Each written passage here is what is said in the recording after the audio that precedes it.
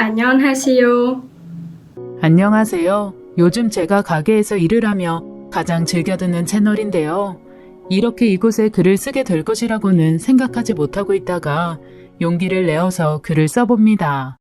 이 세상에서 가장 어려운 일이 바로 자식 농사라고 하더니 저는 자식 농사는 잘못 지은 것 같아서 많이 힘든 시절을 겪었어요. 남들한테 부끄러워 말도 못하고 끙끙 앓았던 제 얘기, 그럼 지금부터 시작해 볼게요. 40대 중반에 새 아들을 남겨두고 남편이 병으로 먼저 떠났습니다. 정말 그때에는 살 길이 막막하더군요. 밤낮으로 식당을 다니며 일을 해보아도 이 녀석들이 한창 자랄 남자아이들이라 식비를 대기해도 빠듯했죠. 더군다나 그 당시에 단칸방 월세에 살고 있었는데 매월 나가는 생활비만 해도 감당이 안 되었답니다. 그나마 착실한 남편을 만나 돈을 좀 모아둔 것은 남편이 병중에 있는 2년 동안 병원비로 쓰고도 모자라 빚까지 얻었었죠. 한마디로 첩첩산중이었답니다. 글쎄 어찌나 힘들던지 밤에 욱신거리는 몸을 추스르고 자리에 누우면 베개 잎에 떨어지는 눈물 때문에 베개가 축축해지기 일쑤였어요. 너무 힘들 때에는 나쁜 생각도 해보고 정말 이 아들들도 함께 다 같이 천국으로 가고 싶은 마음도 있었지만 산 사람은 살아야죠. 아무것도 모르고 새근새근 자고 있는 이 녀석들을 보니 감히 그런 생각을 하는 것조차 죄를 짓는 것 같더라고요. 앞이 보이지 않았지만 그래도 아이들을 어떻게든 키워나가야 했기에 식당에서 죽어라 열심히 일을 했습니다. 그때 사장님도 제 딱한 사정을 아시고는 무너져가는 국밥집이 있는데 음식 솜씨와 성실함으로 잘 살려낼 수 있을 거라고 하시면서 해보라고 하시더군요.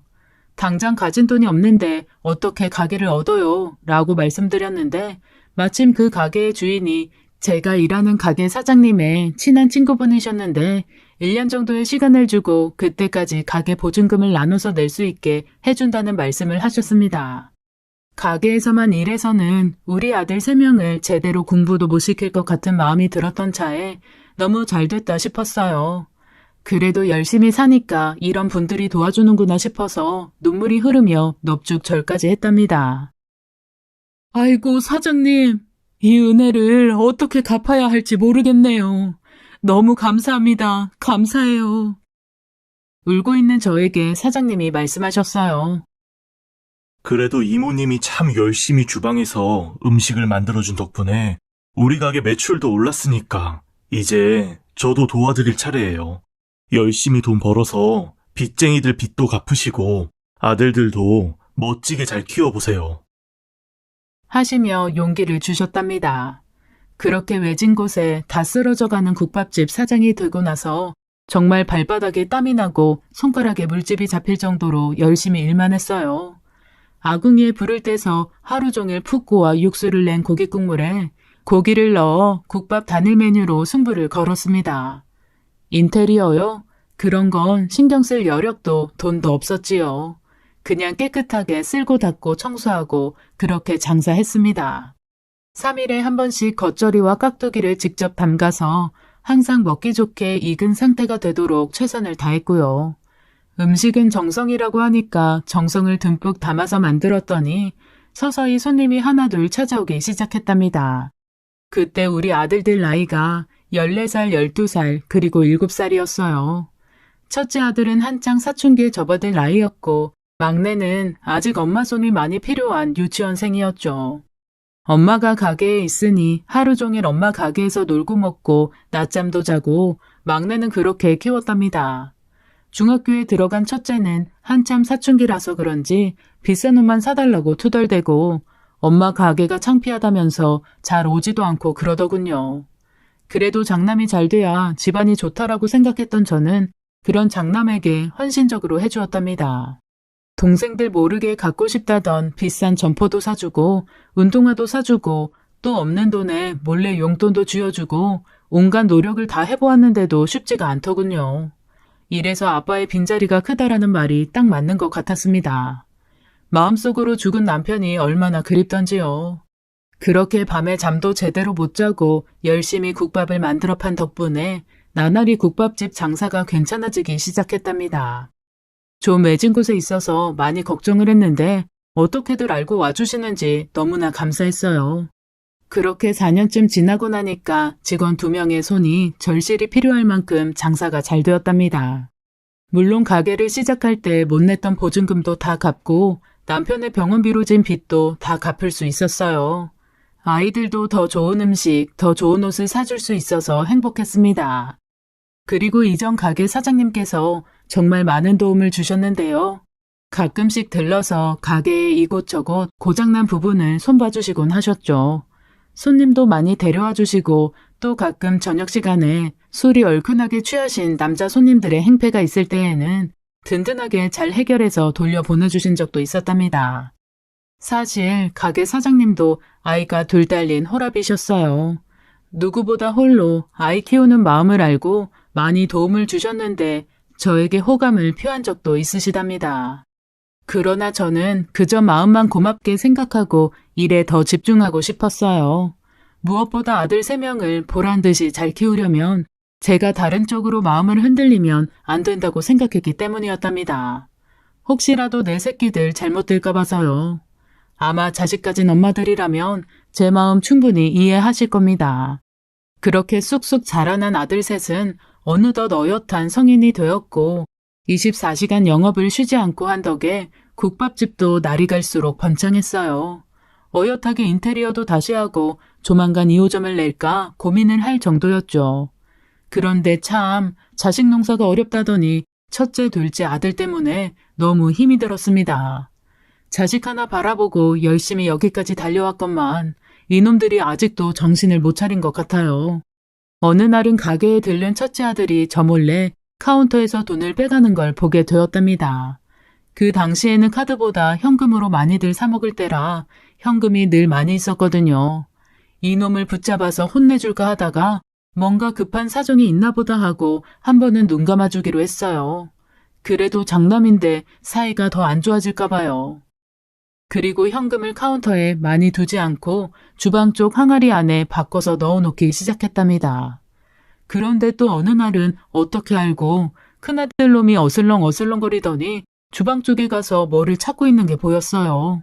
가만히 행동을 살펴보니 또 돈을 가져갈 심산인지 기웃기웃 그러더니 드디어 주방 쪽 항아리 안에 현금을 발견하고는 준비한 비닐봉지에 돈을 넣고 있는 게 아니겠어요? 이렇게 두다간 도둑을 만들 것만 같아서 참을 수가 없었습니다. 너 지금 뭐 하는 짓이냐? 내가 지금 도둑놈을 키운 거냐? 아, 뭐야. 진짜 깜짝 놀랐잖아. 엄마가 아들한테 이 정도도 못 줘? 엄마가 됐으면 장남한테 이 정도는 줄 수 있잖아. 나 지금 이거 필요하니까 엄마 나 말리지 마. 하면서 아주 당당하게 봉지에 현금을 담아 챙기더군요. 나가는 큰아들의 팔뚝을 잡아서 낚아챘습니다. 그랬더니 아들은 제 손을 확 뿌리치고 재빨리 뛰어나가 버리더군요. 그때 아들을 제대로 혼내고 차라리 경찰서에라도 보내는 거였는데 이제 와서 생각해보니 제대로 교육을 시키지 못한 제 잘못도 있는 것 같습니다. 한 번이 어렵지 2번, 3번은 쉽다고 멀어져가는 뒷모습에 어찌나 애가 타는지 내 속으로 낳은 내 자식이 저런 행동을 하면 화도 물론 나겠지만 슬프고 비참한 생각이 들더군요. 이후로도 큰아들과 둘째 아들은 호시탐탐 가게 카운터에만 관심이 많았습니다. 성인이 되어 열심히 일을 할 생각은 하지 않고 빈둥대며 놀러 다니는 것에만 관심이 많았죠. 다 성장한 아들들에게 그러면 안 된다고 타일러봤자 소용이 없더라고요. 카운터 근처에 얼씬도 못하도록 가게 개업 때부터 함께 일한 직원한테 전담으로 맡겼답니다. 그래도 남한테까지 그렇게 할까 싶어서요. 이 이모는 우리 가게에서 가장 오래되었고 이제는 서로 친자매처럼 가깝게 지내는 사람입니다. 그래도 국밥집에서 계속 끼고 지내던 셋째 아들 하나만큼은 정신이 똑바로 박혀 있었어요. 형들과 나이 차이가 있는데도 형 2명한테 이러면 안 되는 거라는 말도 하고 꽤 의젓하게 자라났죠. 막내 아들은 국밥집을 오픈할 때 도움을 주신 예전 사장님과도 아주 좋은 관계로 지내고 있답니다. 아들이 어렸을 때 아빠가 없어서 허전한 빈자리를 그 사장님께서 가끔씩 오셔서 본인의 아이들과 함께 몸으로 놀아주시곤 하셨거든요. 저는 유일하게 믿고 의지할 곳이라고는 막내 아들 하나뿐이라서 속상한 일도 얘기하고 같이 밥도 먹고 많은 시간을 함께하는 편이랍니다. 막내 아들은 일찍 철이 들어서 미안한 구석도 있었지만 자신과 비슷한 처지에 있는 성실한 여자와 연애를 하는 모습도 보기 좋더군요. 반면에 큰아들은 이른 나이에 결혼을 한번 실패하고 또 다른 여자와 동거를 하더니 이번에는 세 번째 여자와 결혼한다고 데리고 왔습니다. 술집에서 친구들과 놀면서 만났다고 하는데 짧은 미니스커트에 짙은 화장하며 특별한 직업 없이 빈둥대는 것이 꼭 큰아들과 비슷했어요. 안녕하세요, 어머님. 껌을 짝짝 소리나게 씹으면서 제게 인사를 건넸습니다. 그래요, 반가워요. 일단 좀 앉아요. 내 식당에 왔으니까 국밥 한 그릇 맛있게 해줄게요. 아, 근데 저 국밥 싫어하는데 혹시 다른 거 없어요? 돈가스 같은 거요. 없으면 차라리 라면이나 끓여주세요. 근데 오빠, 나 앞으로 국밥집 물려받으면 큰일이다. 냄새도 맡기 싫어서 어떻게 장사를 하지? 역시나 첫인상은 어디 가지 않나 봅니다. 아주 생각했던 그대로 행동을 하네요. 웬만해서 처음 뵙는 남자친구의 부모님한테 그런 말을 하기는 쉽지 않은데 어린 것이 참 당돌하다는 생각이 들었어요. 큰아들은 2번의 실패가 있었기에 이번만은 좀 참하고 집안을 잘 이끌어 나갈 여자이면 좋겠다라는 생각이 들었는데 마음이 안타까웠답니다. 옆에 큰아들도 있고 해서 주방 이모한테 부탁해서 라면을 끓여 내어왔지요. 한 이틀은 굶고 온 건지 또 어쩜 그리 호로록 하면서 잘 먹는지 그래도 먹는 건 잘 먹어서 그나마 괜찮더라고요. 라면을 거의 다 먹었길래 잠시 대화를 하고 싶어졌습니다. 맛 괜찮았어요? 아가씨는 무슨 일 하는지 물어봐도 돼요? 저요? 옷가게에서 잠깐 일했다가 지금은 관뒀어요. 오빠가 곧 식당 물려받을 거라서 같이 일해야 되잖아요. 식당? 이 식당은 아직 물려줄 생각이 없는데 어쩌나? 아, 그게 있잖아. 나랑 이따 다시 얘기하자. 제가 식당을 물려줄 생각이 없다고 하자 당황한 큰아들이 말을 돌리면서 황급히 인사를 하고 자리를 떠났답니다. 제가 이럴 줄 알았어요. 둘 다 빈둥대며 노는데 어떻게 앞으로 가정을 꾸린다는 건지 모르겠네요. 그나마 제가 돈을 벌게 되면서 크진 않지만 제 명의로 된 집을 각각 아들 앞으로 하나씩 마련해 준 거 그거 딸랑 하나 있는데 걱정이 태산입니다. 그렇게 큰아들은 그 여자와 함께 식도 올리지 않은 채 또다시 동거를 시작하게 되었고 자신의 힘으로 뭐든 일을 하지 않으려는 생각 때문에 수입도 없이 국밥집에만 어슬렁어슬렁 거렸어요. 그 모습이 얼마나 꼴보기가 싫은지 하루는 제가 큰아들을 조용히 불러서 얘기를 했죠. 아들아, 이 국밥집에서 돈을 벌고 싶으면 제대로 일을 배워서 월급 받을 생각을 해. 그럼 내가 너를 한 명의 직원으로 생각해서 제 날짜에 월급 줄게. 일도 안 하면서 기웃거리기만 하고 카운터만 지키려고 하지 말고. 엄마는 내가 무슨 식당 일이나 하려고 온 줄 알아? 큰아들한테 이렇게 매몰차게 할 거야? 엄마 어차피 이거 나한테 물려줄 거니까 내가 미리 운영하는 것만 배우는 거지. 하면서 마치 이 국밥집을 당연히 자신한테 조만간 물려줄 것처럼 생각을 하고 있더라고요. 여기 주방에서 국밥 끓이는 것부터 제대로 배워서 일하지 않으면 절대로 물려줄 생각도 없다고 나중에 너무 늙어서 힘이 들면 그때 팔아버릴 거라는 얘기까지 해버렸답니다.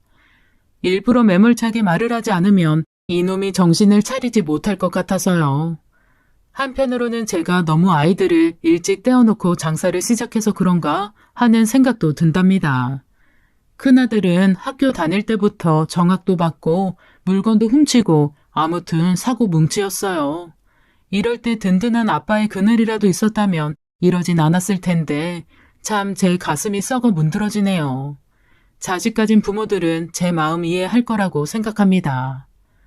속 썩이는 망나니 자식을 키우는 부모 마음은 찢어진다는 것을요. 그렇게 세월이 흘러 큰아들과 둘째 아들 그리고 막내까지 이른 나이에 제 짝을 만나 다 결혼을 시켜버리니 이제는 좀 마음의 짐을 덜겠구나 생각했습니다. 그리고 며칠을 고민한 끝에 자식들을 모두 모아두고 선전포고를 했죠.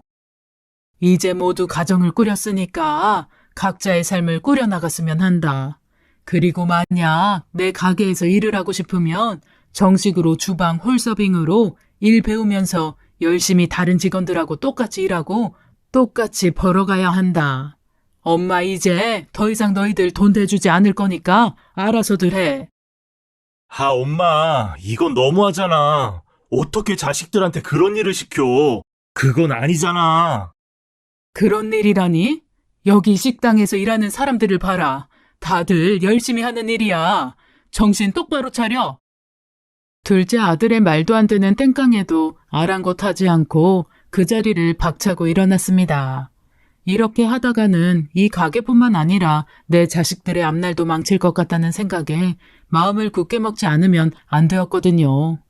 다음날 막내 아들 부부가 찾아와서 지금 다니는 회사 일을 그만두고 본격적으로 식당 일을 배워서 10년 후에 자신들만의 국밥집을 차리고 싶다고 진지하게 말을 했답니다.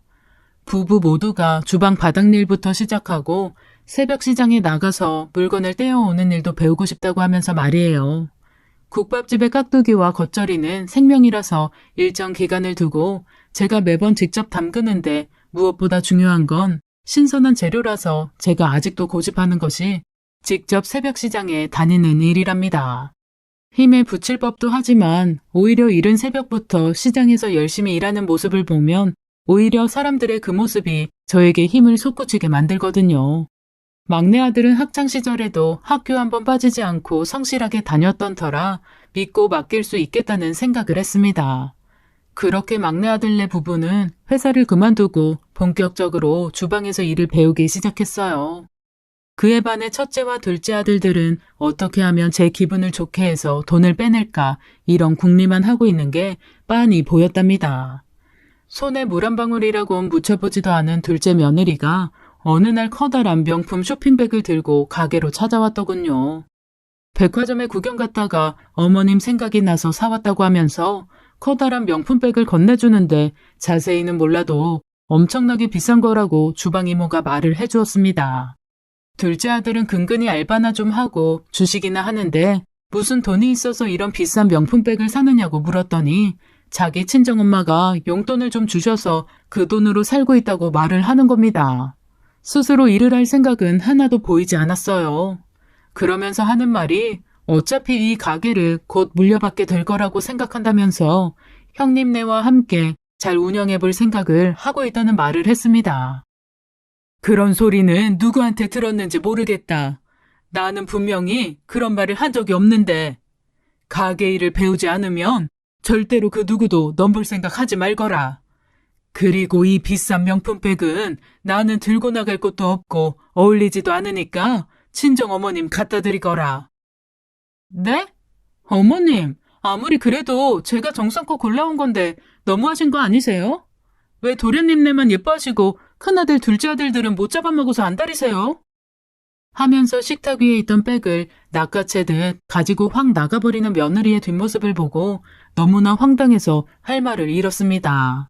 글쎄, 이 가게 하나가 뭐라고 이러는지 모르겠네요. 이놈들이 하도 속을 썩이니 차라리 장사가 잘 안 되는 가게였으면 좋겠다라는 생각까지 들 정도였습니다. 넋이 나간 채로 앉아있으니 친자매처럼 지내는 주방 이모가 나와서 저를 달래주더군요. 장사를 시작하고 가장 먼저 만난 인연으로 30여 년이 다 된 지금까지 저와 같이 함께하는 사이랍니다. 때론 친구처럼 때론 가족처럼 일거수일투족 다 알고 나에게 힘이 많이 되어주는 고마운 사람이지요. 그렇게 저녁에 일을 마치고 주방 이모와 술을 한 잔 기울이는데 복통이 너무 심해서 병원에 입원을 하게 되었답니다. 검사 결과 맹장이 터졌다고 수술 후 며칠간 입원을 해야 한다고 하더라고요. 하는 수 없이 가게를 주방 이모와 셋째 아들 부부에게 맡겨놓고 병원에 있게 되었답니다. 몇십 년 동안 이렇게도 오랜 기간이나 가게를 비워둔 적은 없었는데 하늘도 좀 쉬라고 주신 휴식 시간이라고 생각하고 정말 푹 쉬었어요. 그런데 자식들이라는 것들이 어째 며칠간 얼굴 한 번을 내비치지 않는 겁니다. 전화로 안부만 묻고 별일 없다고만 말하는 막내 아들의 시큰둥한 목소리. 너무나 걱정이 되어서 가게 이모한테 전화를 해서 솔직하게 얘기를 좀 해보라고 말을 했어요. 그랬더니 그날 밤 가게 일을 마치고 병원으로 찾아왔습니다. 그러면서 첫째, 둘째 아들네가 찾아와서 며칠 동안 카운터만 붙잡고 있다고 하면서 자기 마음대로 친구들을 데려와서 술판을 벌이면서 메뉴에도 없는 다른 음식들을 해오라고 시키더라는 거예요. 돈도 안 내고 말입니다. 참다 못한 막내 아들이 주방에서 나가서 형들한테 얘기를 했는데 형 2명이서 대든다고 하면서 막내 아들한테 손찌검까지 했다고 하더군요. 더욱 기가 막힌 것은 어디서 부동산 업자를 데리고 와서 이 국밥집에 대한 권리금 시세도 알아보고 등기부 등본까지 싹 떼어서 서류를 가지고 있다는 말까지 들었답니다. 언니가 이렇게 수술하고 아파서 병원에 있는데 얘기를 할 수가 있어야지. 큰아들놈한테 내가 뭐라고 했더니만 나를 밀쳐버리면서 잘라버린다느니 내일부터 나오지 말라느니 얼마나 면박을 주는지. 흐느껴 울면서 말을 하는 것을 보니 이거 보통 일이 아니라는 생각이 들었어요. 제가 없는 단 며칠 사이에 이런 일이 벌어지다니 정말 상상도 못했습니다. 당장에 큰아들과 작은아들한테 전화를 걸었지만 전화를 받지 않더군요. 그래서 가깝게 지내는 이전 가게 사장님께 전화를 걸어 가게에 좀 가봐달라는 부탁을 드렸어요. 아무래도 남자이고 우리 아들들을 어렸을 때부터 많이 봐오신 분이니까 무언가 답답한 마음이 해결될 것이라는 생각이 들었죠. 지금 기댈 곳이라고는 아무것도 없었으니까요. 사장님은 알겠다고 하시며 가게로 가보았는데 가게에는 온갖 물건들이 어질러져 있고 술병이 나뒹굴어 있더랍니다. 한바탕 형제끼리 싸움이 벌어진 것 같다고 하셨어요. 놀란 주방 직원이 경찰에 전화를 해서 경찰까지 출동을 한 상태라고 하는데 얼마나 한숨이 나오는지. 이렇게 놔두다가는 큰일이 나겠다 싶어서 다음날 날이 밝자마자 퇴원을 해서 가게로 갔습니다. 가게 물건들은 어질러져 있었고 막내 아들네 부부가 깨진 술병이랑 그릇들을 치우고 있더군요. 제 얼굴을 보자마자 왈칵 눈물을 쏟으면서 흐느껴 우는데 어찌나 안쓰럽던지 저도 함께 눈물이 흘렀답니다. 같은 뱃속에서 나온 형제들인데 어쩜 이렇게까지 다른 것인지 한심하더군요. 때마침 큰아들네 부부가 가게를 찾아왔습니다. 저를 보자마자 한다는 말이 엄마, 이 가게 땅은 언제 산 거야?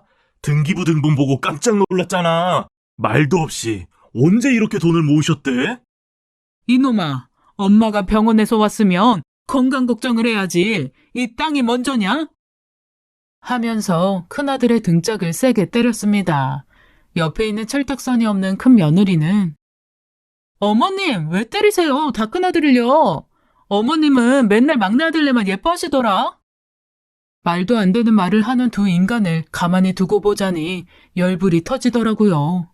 힘이 하나도 없었지만 그 말을 들으니 어디서 그런 힘이 솟았는지 주방에 들어가서 국물을 우려내려고 놔둔 고기 잡뼈 몇 개를 들고 와서 큰아들네 부부한테 던져버렸습니다. 아! 이게 뭐예요? 아, 들어! 이걸 왜 던져요? 이 뼈다귀들로 국밥 만들어서 너네 키웠다. 이게 더러워? 이게 더러워? 어디 얼마나 더러운지 한번 맛볼래?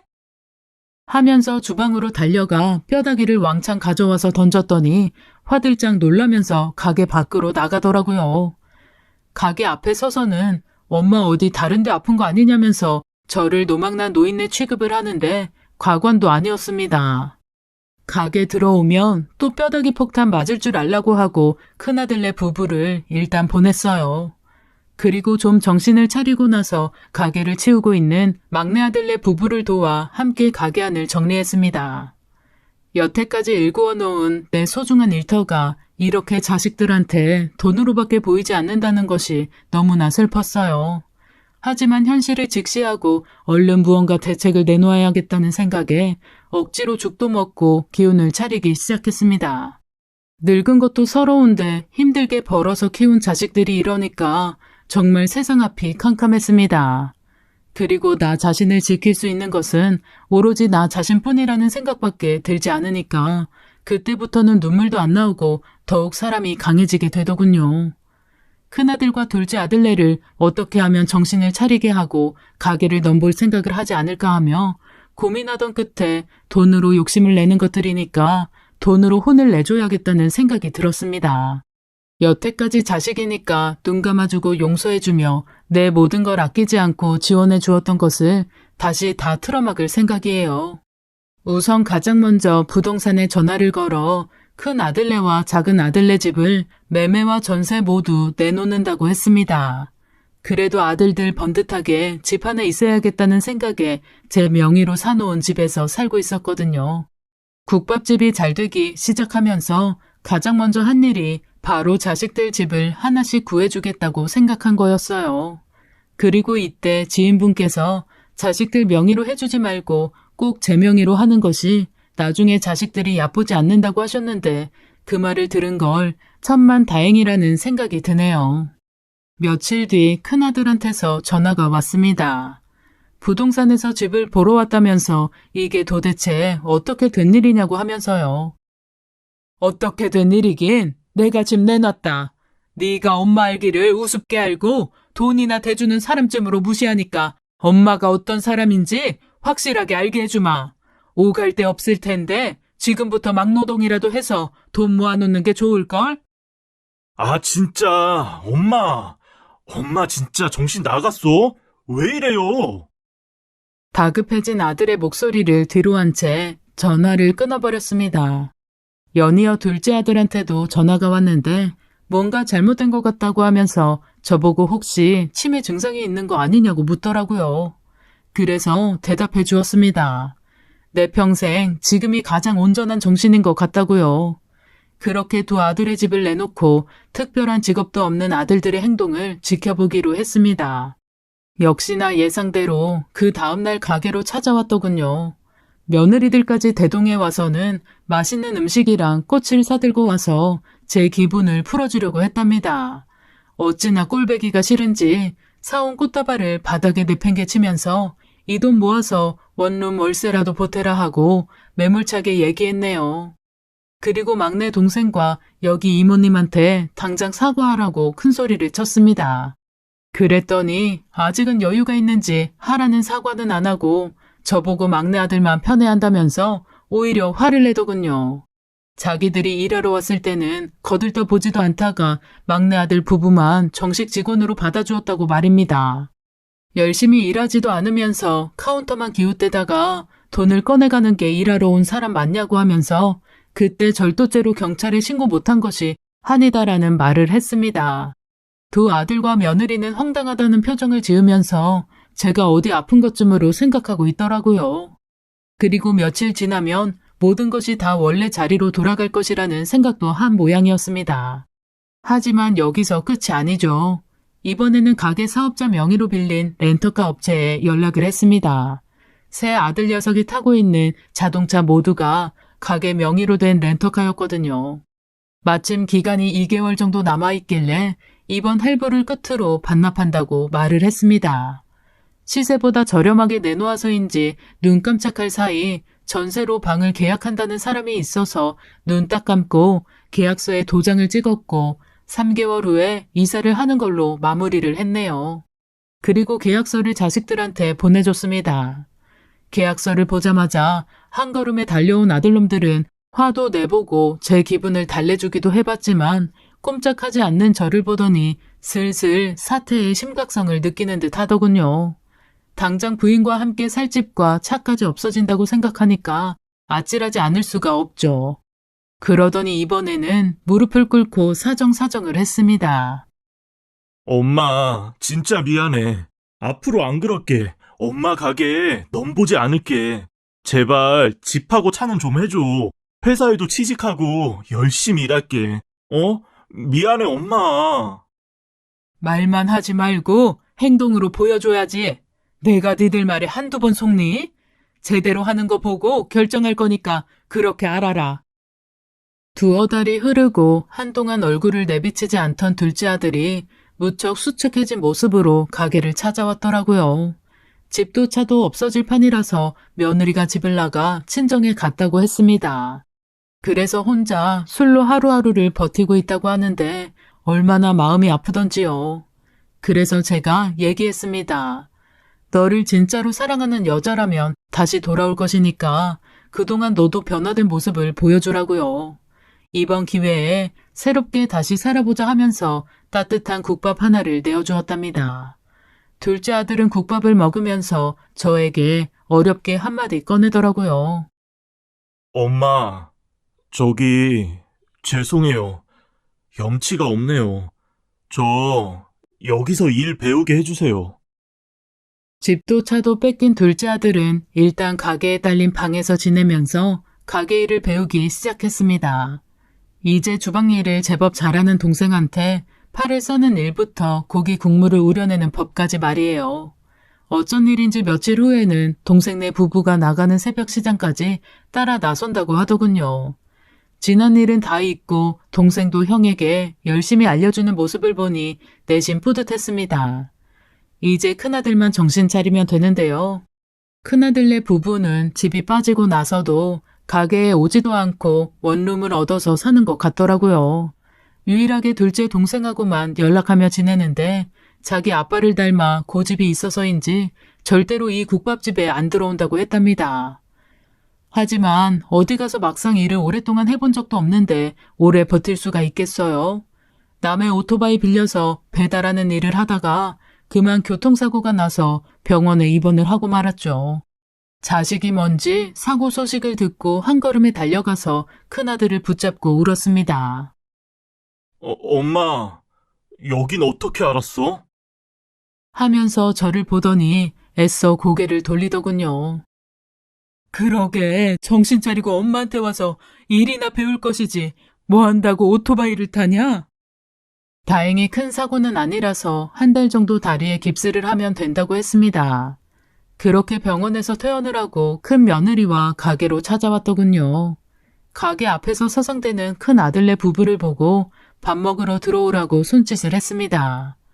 말없이 들어와서 국밥을 허겁지겁 먹는 모습을 보니 마음이 아련하더라고요. 그리고 이렇게 온 가족이 모여서 다 같이 밥을 먹는 것이 얼마나 오랜만인지 모르겠습니다.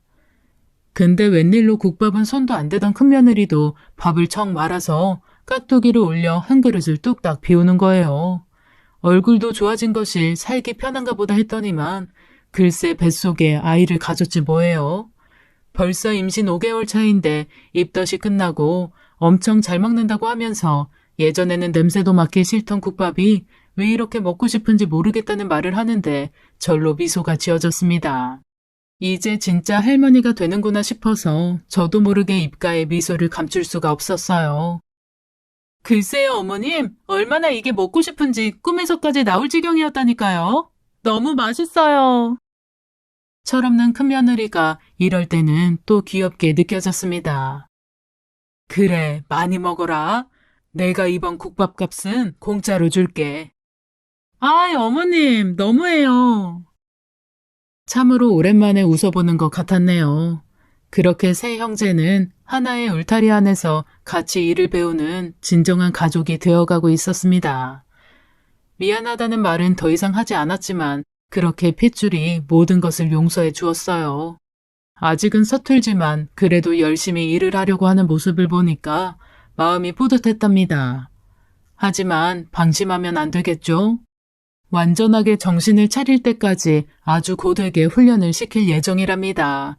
제가 물려줄 건 국밥집이 아니라 올바른 정신 상태라는 것을 깨달았거든요. 생각해보니까 어렵게 키운 학창시절 때문에 제가 어느 정도 가게가 안정이 되니까 원하는 것을 다 해주었던 것 같습니다. 차도 뽑아주고 각자 집도 마련해주고 또 넉넉하게 용돈도 쥐어주고요. 아이들 아빠 없이 뜯어진 운동화를 신고 다니던 모습이 너무나 딱해서 풍족하게 해주고 싶었답니다. 그런데 오히려 그런 제 마음 때문에 자식들이 망가진 것 같네요. 이게 다 제 잘못입니다. 살면서 가장 어려운 것이 바로 자식 농사라고 하는데 이제껏 잘 못했다면 앞으로라도 다시 갈아엎어서 농사 한번 잘 지어보려고요. 큰아들은 본인들이 얻어놓은 원룸에서 지내며 가게에서 열심히 일을 하고 있고 작은 아들은 가게에서 딸린 방에서 혼자 지내며 야간 근무를 하고 있답니다. 아직 썩 내키지는 않지만 기본 월급은 챙겨주면서 지켜보고 있는 중이에요. 몇 달 후 작은 며느리가 찾아와서 둘째 아들도 국밥집 근처에 작은 방을 얻어 나가 살게 되었답니다. 얼마 후 큰아들한테 전화가 왔어요. 엄마, 나 잠깐 병원에 좀 가야 할 것 같아요. 우리 아이가 나오려나 봐요. 한껏 상기된 목소리로 큰아들이 얘기를 하길래 제 차 키를 건네주었습니다. 운전 조심해서 잘 태우고 가, 응? 병원 가면 바로 전화하고, 알았지? 이제 우리 아들 아빠 되는구나. 다음날 새벽 6시 55분, 우렁찬 남자아이가 태어났다고 전화를 하는 큰아들의 목소리를 들으니까 눈물이 나서 말을 잇지 못했습니다. 제가 처음 우리 아들을 얻었던 그때 그 모습이 생각나서 너무 대견했거든요. 여보, 나 잘하고 있죠? 하늘에서 보고 있다면 나중에 나 만나서 칭찬 좀 해줘요. 당신 몫까지 내가 다 했으니까 꼭 칭찬 많이 해줘야 돼요. 이제 우리 진짜 할머니 할아버지가 됐네요. 안방에 걸려있는 남편의 사진을 보니 오늘따라 유난히 더욱 그리워집니다. 참 세상살이 쉽지 않아요. 젊은 나이에 혼자 되어서 아들 셋 키우면서 살아간다는 게 얼마나 힘든지 지금 다시 그때로 되돌아간다면 가고 싶은 마음이 없을 정도랍니다. 정말 두 번 다시는 못할 정도로 억척같이 살아온 세월이거든요. 먹고 사느라 자식 농사에 신경 쓰지 못했지만 이제라도 자식들이 마음 잡고 열심히 일하는 모습을 보니까 아직 자식 농사가 끝난 게 아니라는 생각이 든답니다. 다시 논밭 다 갈아엎고 처음부터 잘 물 주고 약도 치고 하고 있으니까 농사가 잘 될 거라고 믿고 있어요. 그리고 이 국밥집은 제가 숨이 다하는 날까지 지키고 싶습니다. 카운터에서 계산만 하면서요. 제 긴 사연 끝까지 들어주셔서 감사합니다. 여러분도 늘 가정에 행복만 가득하시길 바랄게요.